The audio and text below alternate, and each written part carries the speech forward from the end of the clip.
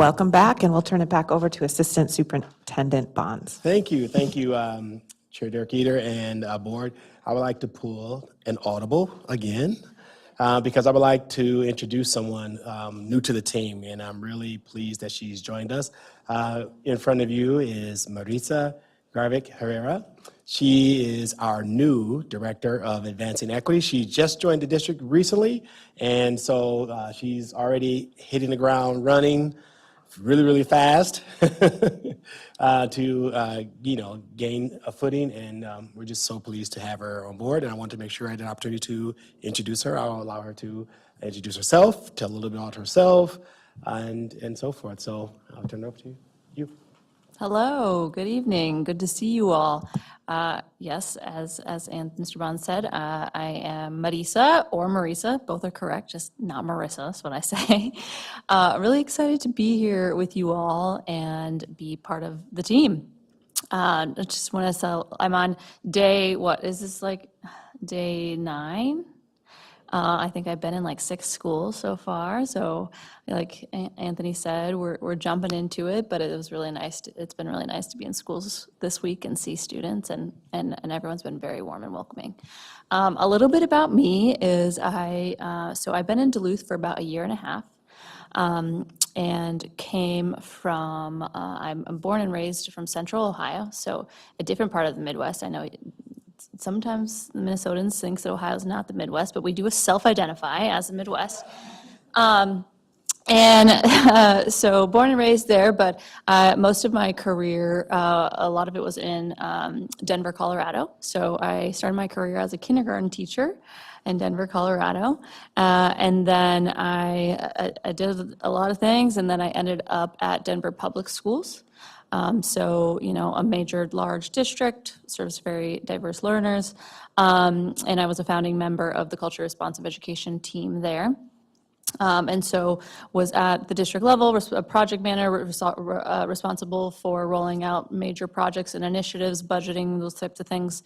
And then transitioned into a specialist where I was really focused on 25 schools in Denver, coaching on culture responsive practices to teachers and school leaders.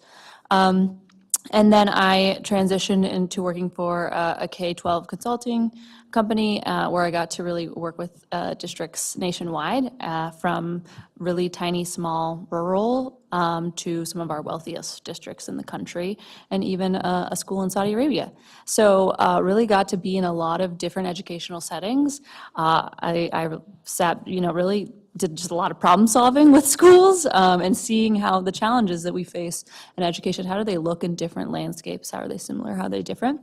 But did a lot of different things, anything from strategic planning to curriculum audit, to leading, equity series for teachers and leaders, all sorts of things. And then most recently, I come from a nonprofit Jeremiah program, if you're familiar, founded in the cities, and that I was a director of programming there, focusing on adult education. So the mission there is around supporting single moms who are experiencing poverty and want to earn their higher education degree. So we had mentoring, coaching, childcare centers, all the things. So it's kind of been a long and short journey here for me, because I moved here, like I said, 1.5 years ago, and I messaged Mr. Magus here on LinkedIn just coldly and was like, hey, I'm moving to the area, thinking there's no way the superintendent's ever going to message me back. He did, very kindly, and was like, I just would love to get coffee and, learn more about the educational landscape. Had no interested getting a new job at that point. But, long story short, I'm here, and I'm just really excited to be back in K-12 schools. It really feels like kind of another homecoming for me to be back in a district. I'm really passionate about supporting the adults that support our children.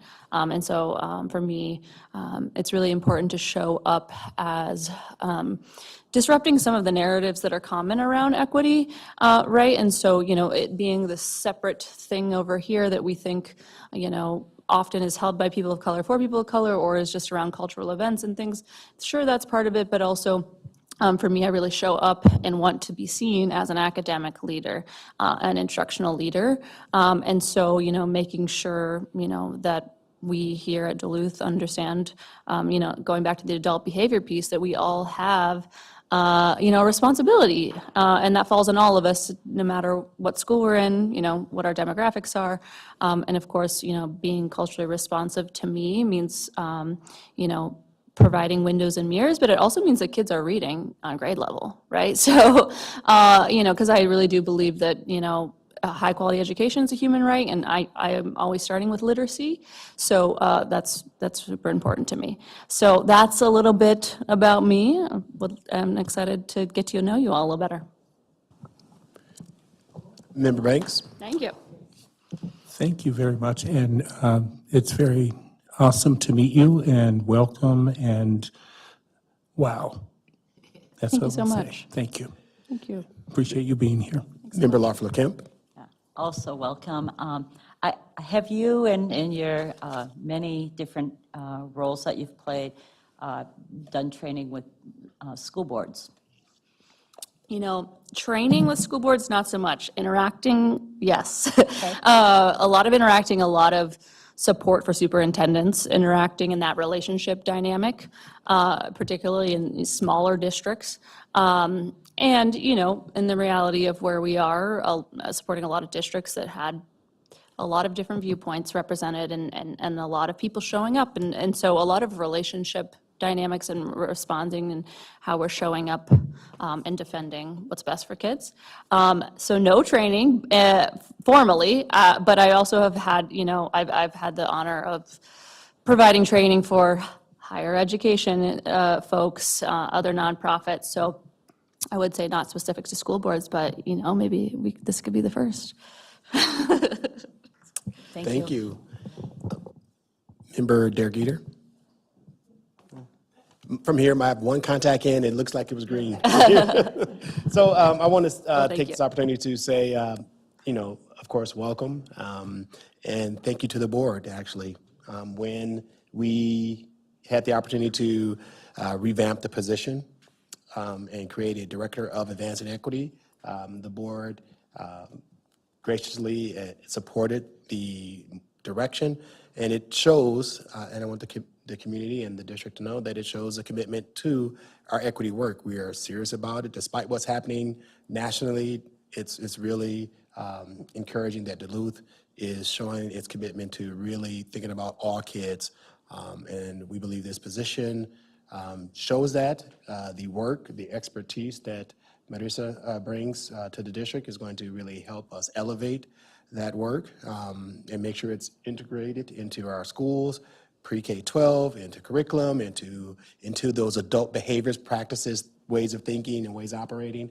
That's what we are aspiring to do, and that's what deep involvement in equity work really will accomplish. So I'm really pleased to have her join the team. A lot of big work ahead, but we have a team, and so I really appreciate that. Superintendent Maggis?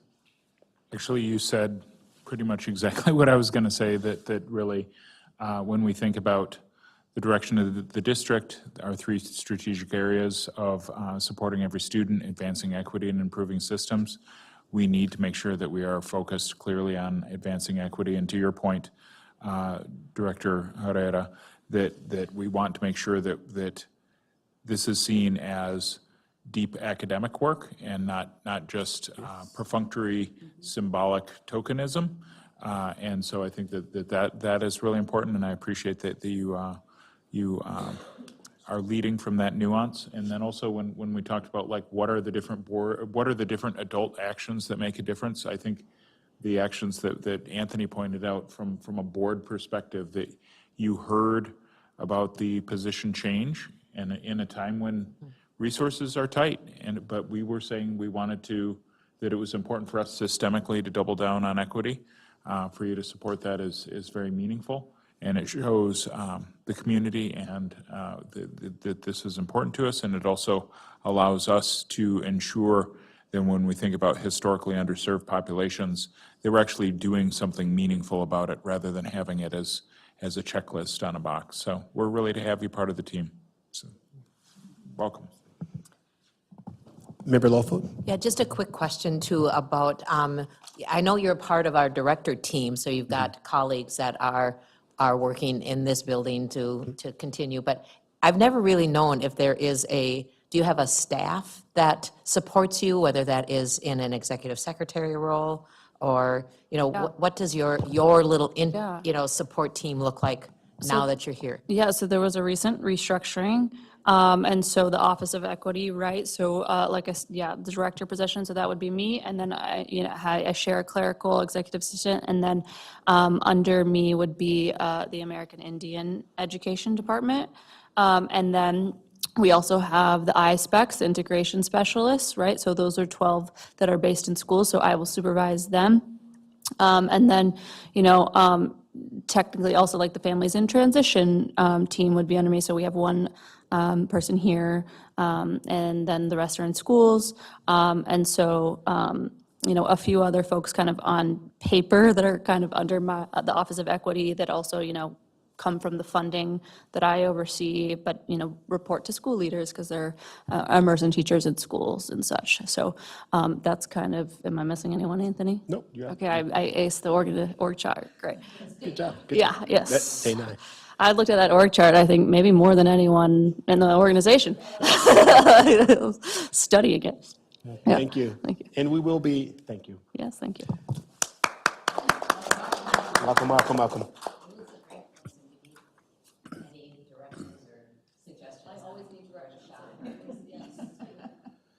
And within the district, we will be updating and have already started updating district websites, org charts, and we're going to make sure the phone trees and so forth really show who oversees what in the teaching and learning department. So just know that. And really, this position and the other positions that we have really represent the restructuring that we've done over the past 6 years. It feels like things are really in place now. We have directors of elementary and secondary so that we can more properly support our principals, and they have their coordinators working on curriculum. Having the director position for the equity position. There are different things that we've structured so that we can have greater focus, leadership, and support to show differences, because really it's every element of the school district needs the proper support to be effective. If principals can't give feedback to teachers, they don't know how to improve. If directors are supervising too many people and don't really have the support they need, they can't really provide that support. And thinking about the assistant superintendent role, for instance, when we started, there were, I believe, 36 administrators that you supervised at that point, which really, it was hard to do anything more than just like drive-by supervision. And so I think making sure that we have proper structures of support is something that will continue to pay off with the results for kids. So really excited about, like, we're now poised even more for continued better results for our students. And I think the team too, the other directors that have done so much to put this together as well. And Assistant Superintendent Bonds for all you've done to hire and structure this as well. Great, thank you. Thank you. Next up, we have our Director of Head Start and Coordinator for Preschool, Barbara Eckberg. She's going to share some information related to our Head Start data for the 24-25 school year. And I'll just turn it quickly over to Thank you. Ms. Eckberg. Good evening, everybody. I'm so glad to see you again. We met earlier, some of us at an event, so it's so nice to see you in this setting. I have 3 things this evening that we are going to go over. The first one is just a brief overview of Head Start from 24 and 25. So I'm just reporting back to you.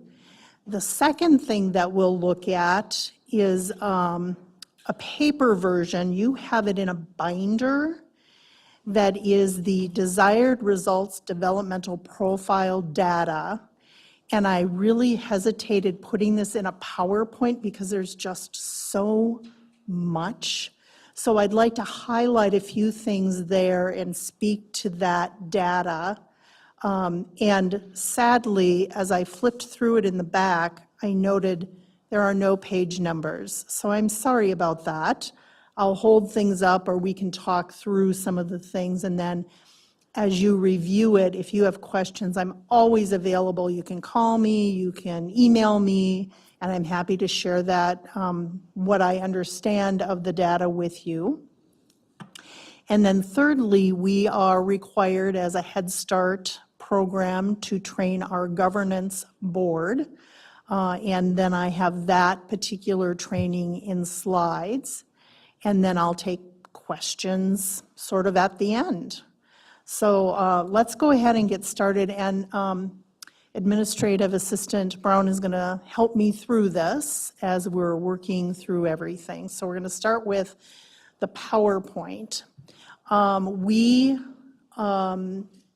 As you are aware, we have received 1 year of funding and extension. We're really in year 6 of 5. And what I'll tell you is that because of the government shutdown, there is no Head Start support available. And so in the nation, in Washington, D.C., there are 10 employees that are still working. And so there aren't a lot of folks to turn to. Our TNTA, so that's our technical assistance folks, that contract has not been awarded. I feel a little bit like I'm standing alone. Thank goodness I have really wonderful coordinators in the office who are helping me through things, and other directors in the state of Minnesota and the state organization to answer questions over this last month. Go ahead, Shannon. I want to just give you a quick snapshot of what Head Start looked like in 24-25. So that's last program year.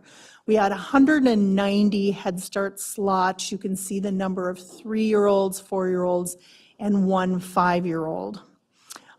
There were a total of 212 Head Start children, and the reason that that number is over the 190 is that children come and go often in our programs. You know that it's a very, sometimes a very transient group of folks that access that. Last year, 123 of the children were projected to enter kindergarten. And I don't know the number, but I do know that much. I don't know how many actually entered kindergarten here in Duluth Public Schools, but I would like to find that out so I could report that to you. I'm going to talk now about the binder, you know, the unnumbered pages. So let me tell you a little bit about what this is. It's called DROP. It's Desired Results Developmental Profile. When we look at this particular assessment, there's some important things for you to know as you're looking through it. What's important to know is that it is observation-based. It's authentic assessment. And that means parents can give input, families can give input, teachers give input, and we look at what's happening in the natural environment, whether it's home and mom and dad are reporting, caregivers are reporting, or it's at school. So that's important to know as you're looking at this particular data. Dual language learners, when we talk with parents and when we work with parents, that is accounted for in this particular assessment. In addition, studies using this particular assessment, which is on the menu of assessments that the state allows us to use in early childhood, found no evidence of meaningful bias in this particular assessment tool. That's important. And I think when we look at development, we're not looking at grades, we're not comparing kids to kids, we're looking at each child's development. What you have before you is the overall group, so the group of children. There is a score or a percentage that children use, 0 to 100%. And I think what's really important for you to know is that percentages are calculated for the group. So we have individual scores, and what you're viewing are group scores. So as we look at children, what's happening in the group across the program. We have a variety of options for you to see. Head Start, and then our overall preschool, because we have VPK funding and school readiness funding. And so we have those categories of children. And we also collect funding to support our program from Great Start, which is childcare. So there's a number of ways that you can look at the data. Any questions about that, just sort of what this is that you're looking at? And you might have specific questions about the data, but I wanted to give you an overview of what it is. This is not a grade, so it's important to know what it isn't. It's not grades. We're not comparing kids to national averages. We're not determining eligibility for special education or anything else. It really is developmental, so I think that's important. It measures assessment across 8 developmental domains. We also used creative curriculum as our curriculum, pyramid model, and second steps. So those are, the last 2 are social emotional or SEL curriculums and frameworks that we use with children. And what we know about our little people is that the social emotional piece is critical for them to be successful in a kindergarten setting. They need to know how to be self-regulated, how to solve problems, how to access adults, how to be with friends, so that they can be successful in kindergarten. Go ahead, Shannon, you can go to the next slide. We can return to the binder in just a moment. I wanted to give you sort of a sneak peek of who was in Head Start last year, because I think this is important for us, especially as we're talking about equity. There were 14 children were identified, or parents identified them as dual language learners. 44 children identified as African American or Black, 2 as Asian, 73 as white, and 54 as biracial. 54 of the children were referred for early intervention assessment. That's after they arrived. Like, they came and we screened and we did assess and we did referrals. So that's really significant. We have a number of children who arrive with IEPs or IFSPs, and then we add additional children to that number. 33 were determined to have a disability, and often it's developmental delay, which is that global view of development. 86 total children, or 41% of our children in Head Start or Duluth preschool, were supported through early intervention last year. So that's a very significant number of children. Go ahead, Shannon. Thank you. The families that we served, and this is important especially in our current day conversations, because we're talking a lot about food insecurity and SNAP and how we're going to support our families and what does that look like, and we're having lots of conversations now about that and over the last month, but it's important to see who came last year as well. 19 of our families last year experienced homelessness. 25 of the children were in foster care at some point. 136 of our families last year received SNAP benefits. Significant conversation these days. 123 families reported at least one parent was employed. 21 of our parents had college degrees, and 64 parents had associate or vocational degrees or some college. So it's just a beautiful cross-section of people who are here in Duluth, who are part of Duluth Public Schools that are being served through Duluth Preschool. Go ahead, Shannon, thank you.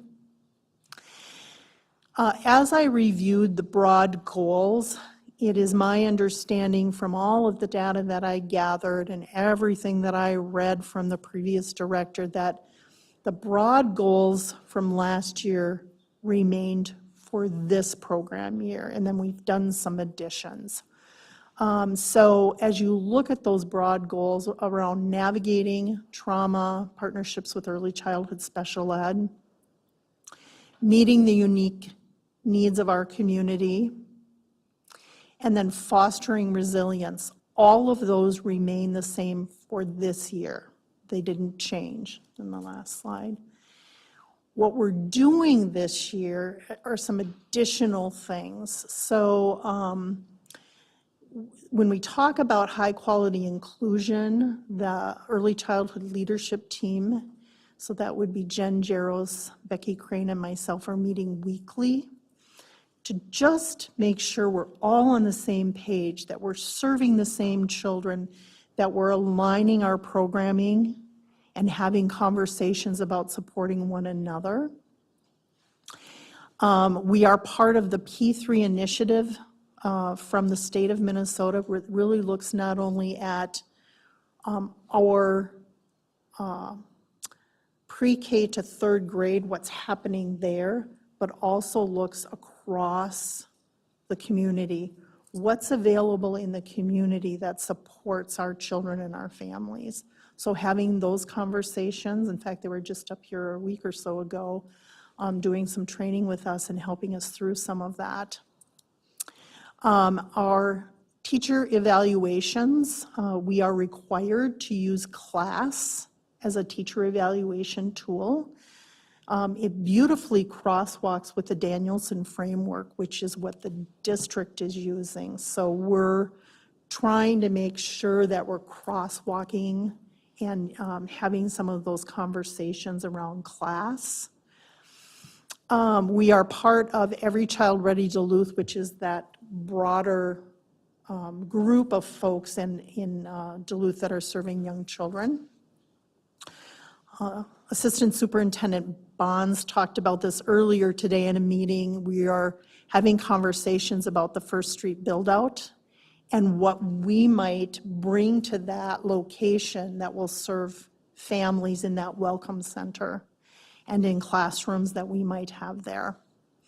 And then fostering staff wellness through reflective consultation is important. And so we have folks that are engaged in that particular group led by our mental health folks, talking about what's happening with them, processing families, making sure that the work is deep and authentic and really serving the families that folks are working with.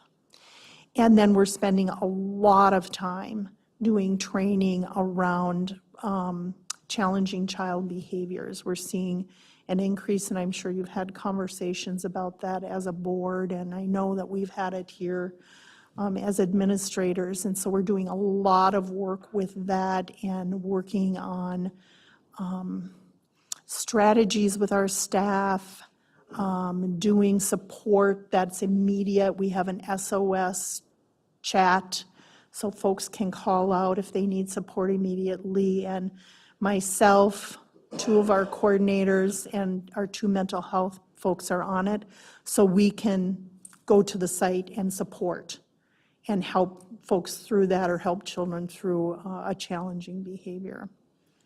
Thank you, Shannon. Are there any questions? And I'm sure there are. Member Larfa Kemp and then Member Banks. Just a quick one that Every Child Ready Duluth. So are you the person that attends those meetings on behalf of the district, or are there other staff that are? There are other staff that do attend. So Jen Jaros and myself attend from the district. And it is a uniquely early childhood group. You're probably familiar with it, yeah. So the both of us do attend, and it's really been a wonderful collaborative partnership. I'm really grateful that they invited me. Any other?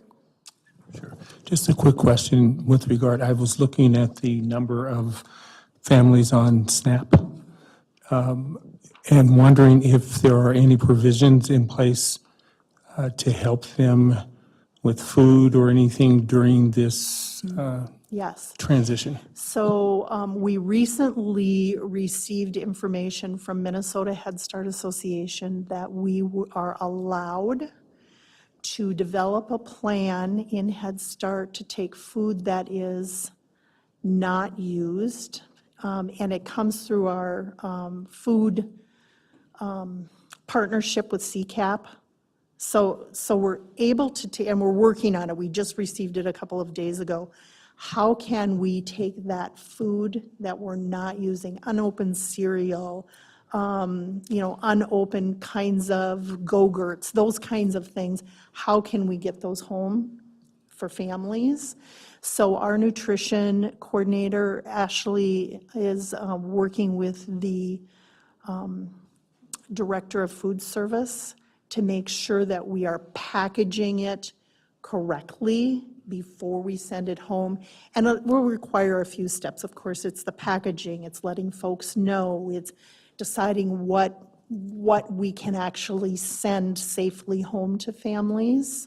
So that's part of it. The other piece is that one of our family advocates spoke today about the food. It's essentially a food pantry at Myers Wilkins, and they're working in other buildings as well, sending food home. So we're doing our best with the resources we have.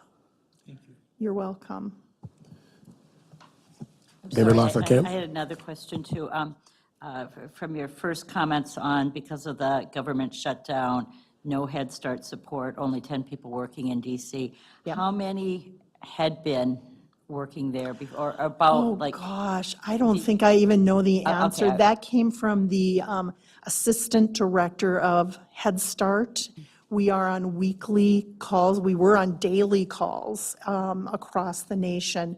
Now we're on weekly calls, and we get twice a week update from our Minnesota Head Start Association, walking us through. What we know is that across the nation currently, in the last discussion, so it's about a week old, 10 Head Starts had shut down, none in Minnesota.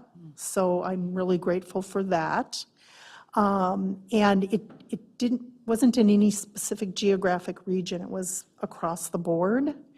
And so folks are figuring out ways to make this work. We're really fortunate that the district is supporting this work. And so we won't be in that situation, but certainly our families are in a precarious situation. Thank you for that. And just if you, because you're doing these weekly calls, there's information that could be shared on what you're hearing. I know there's a lot of concern out there on many programs, but I know I certainly heard a lot in the last few months, and on Head Start in particular. And so any updates that you can share with us on the challenges, both of the shutdown or the other crisis we have in DC. Thank Okay. you. Superintendent Magus? Just a recent update from the news that there was a federal court judge that did basically overturn the block of the food aid. So there should be a resumption of SNAP and other benefits by Friday. But that has been appealed by the administration as well, so it's hard to see how that will play out necessarily. But we are really thinking about that as a community, and also thinking about how, from a nutritional services perspective, and thinking about our work with our community partners and our community schools, how can we make sure that we're providing access to food, especially for families who are underserved. Member Mikesell? Thanks for sharing that information, and I just want to point out, it seems that our public schools are the safety net for so many things, not just education, and a lot is asked of our schools and our staff that work in them. I just wanted to clarify, you had mentioned at the beginning of your report that you have received this year's funding. Did I understand that correctly? Yes, this year's funding was awarded in July, and that is for this program year. We are in a place where we will need to reapply in a competitive stance, which means When we look at Head Start funding, it happens every 5 years, and you just reapply, and you just get it. We are not in that situation. We are in a competitive situation in which we must reapply for 5 years.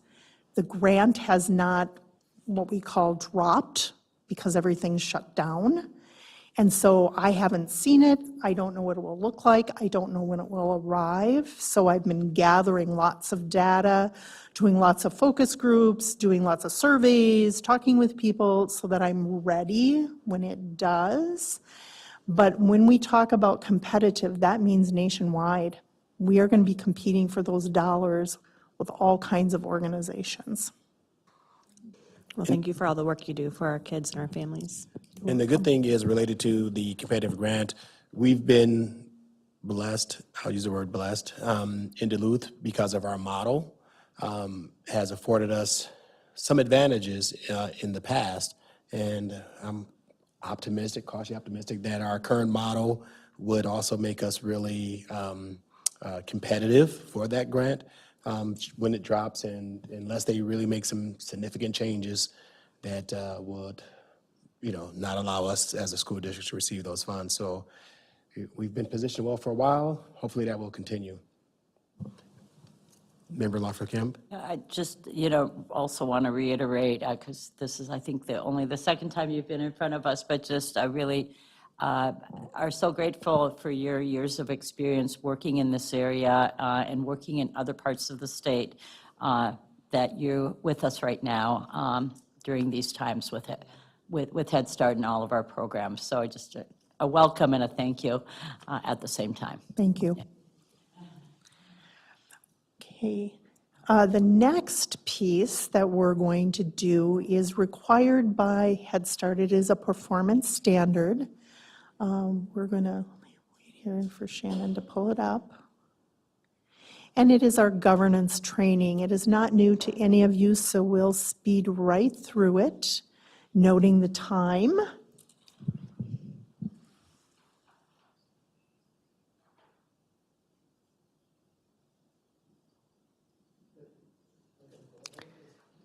There it is. There it is. Okay, nothing has changed here. It's exactly the same as it always has been. The first slide really talks about the history of Head Start. You are welcome to read that as we're going through. I think it's really important to note, though, that this Head Start is 60 years old.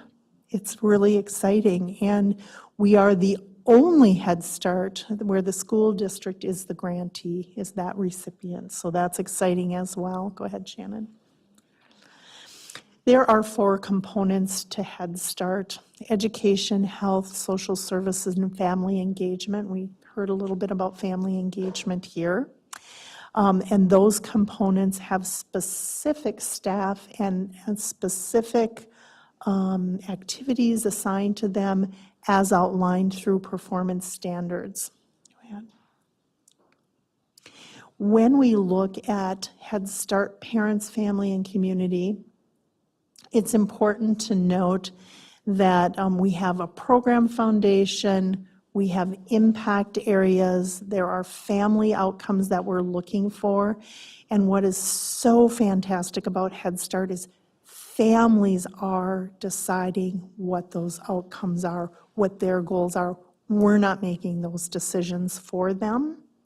And then there are child outcomes, and really, you see safe at the top. That's an important piece. There's health and well-being, learning and developing, and that's all within age-appropriate guidelines. Engaged in positive relationships, being ready for school, so it's that social and emotional piece, along with all the other great things they do in letters and numbers and literacy, and then being successful in school and life. Thank you. This is a super teeny tiny little wheel for you to see, but really it talks about the leadership and the governance working together to create a program. It's around quality child and family outcomes. Go ahead, Shannon. We have a number of performance standards, and if you would love to read the binder, I would be happy to provide that to you, or you can access it online. We have requirements, and we are very strict around those requirements. I know when I came here, one of the questions asked to me is, how can you ensure that these requirements are followed? So we talk a lot about this with staff and coordinators and teachers and paras, making sure that we are following all of these particular requirements. We are in a one-year cycle. We just talked about that. This slide is a graphic of the 5-year cycle. And so when we write the next grant, it will be for 5 years. And this is the cycle. It's a continuous improvement. It's a continuous look at the data. It's a continuous way to engage parents and design programming along with those performance standards within that framework that serves the families in any particular community. Our Head Start doesn't look like the next community's Head Start or the next community's Head Start, and that's the beauty of Head Start. Our Leadership and Governance Board, so we have the governing body, we have the management staff, and the Policy Council, and they provide leadership and strategic direction. Our Policy Council, amazing folks. We have met twice. We're about to meet next week for the 3rd time, and they are engaged. They are the folks that are going to be on your PTA. They're the people who are going to be involved in the school board. And so there's a lot of passion there, and there's a lot of diversity in the folks who are on that particular Policy Council. So I'm really excited to work with them. I don't need to read this through to you. You can read this at your leisure, but I think it's important to note that there are Policy Council duties and there are governing board or school board duties that go with the role of being a governing board. Again, I don't need to read it to you. Go ahead, Shannon. This one talks about, I think it's really important around the Policy Council. We are just about to vote on Policy Council leaders, and several folks have stepped forward, so I'm excited about that. And then once those leaders step forward, then we will dissolve last year's Policy Council. So that's important for you to know. Go ahead. We want to make sure that folks who do want to be a part of our Policy Council can be there. We provide a dinner. They bring their children, even their school agers, which is great, to meet the whole family. We do a brief family-style meal. Parents separate from kids. We have childcare providers. And then we go ahead and have our meeting, and it's been a really lovely experience. Finally, these are things that you can access if you want to know more, if you're dying to read all the performance standards or look at the Head Start Act, or if you're wanting to know about budgeting and how we do what we do with the money that we receive. And that's it. Are there any questions? Member Banks? Yeah, this is really quick. So you mentioned 60 years here in Duluth. Has there been a celebration or a community party or something? Because there may be other folks in Right. the community that may not be aware. Yeah, so last spring, the Policy Council worked tirelessly to host a celebration. They did it at the zoo. And they served several hundred people dinner, and they had a celebration. And so the previous director, really, it's kudos to her and the Policy Council that was in place. So they did do a celebration last spring. Member Lafleur-Kemp? I just wanted to reiterate how you held up the the parents that serve on the governing board, and especially that they do become the leaders in our schools. And one example that maybe I've shared with you, but out at Stowe, many of the PTA leaders out there were parents that were on the governing council when I was the liaison, and they're wonderful leaders out there. But we see that across the district as well. And we welcome, I know, sometimes some of the directors in the past have brought some policy committee members, if they could, to some of these presentations in front of the board, and, when available, and that would be wonderful, too, for everyone besides the liaison, the school board liaison, to get to meet them. So maybe down the road, How that would about be in great. April? How about in yeah, April? yeah, Okay. yeah. Thank you. Thank you. I do not see You can always Superintendent count on, you can Magnus? always count on me, Assistant Superintendent Magnus. No, I just want to say, having spent the afternoon with you as well in our quality, our quality leadership team with the Duluth Federation of Teachers, and thinking about the many things we're working on to take a really good system and make it even greater. I really appreciate your leadership and thinking about these first experiences that many of our families have through preschool and Head Start, early childhood. Just very, very, very impressed with what we do, and also thinking about this as many student and family first experience with our district, and it's a vital part of ensuring that they remain in our system. We talked about our enrollment going up recently. Our enrollment is going up. We have to think about our capacity and everything that we're doing. But I really think that when we have high-quality first experiences like this, it gets our students and families deeply involved in Duluth Public Schools, and they don't want to leave. So thank you for being an ambassador of first experiences. Thank you. So, thank you, I appreciate it. I want to remind the board that this will come to the board on November 18th for approval. So, Chair, Derek Eater, that concludes the presentations for tonight. Thank you.